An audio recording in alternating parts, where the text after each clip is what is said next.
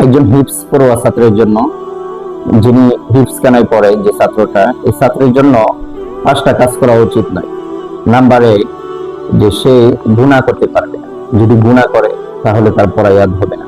1 নম্বরে গুনাহ করা যাবে না। 1 নম্বর ব্যাপারটা হলো যে সে কখনোই গুনাহ করতে পারবে না। নাম্বার 2, যে কোরআনকে অসম্মান করা যাবে না।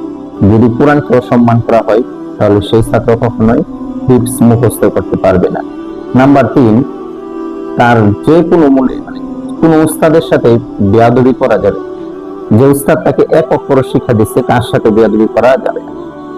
হোক না সে আলিফটা শিক্ষা দিচ্ছে, তারপরেও কোনো উস্তাদের সাথে বেয়াদবি করা যাবে না।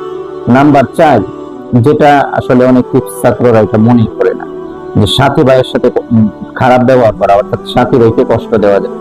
যদি সাথী ভাইকে কষ্ট দেয় তাহলে এই কষ্টের কারণে তার উপর একটা বদদোয়া আসতে পারে, যার কারণে যে সাথী ভাইকে কষ্ট দেওয়া যাবে না।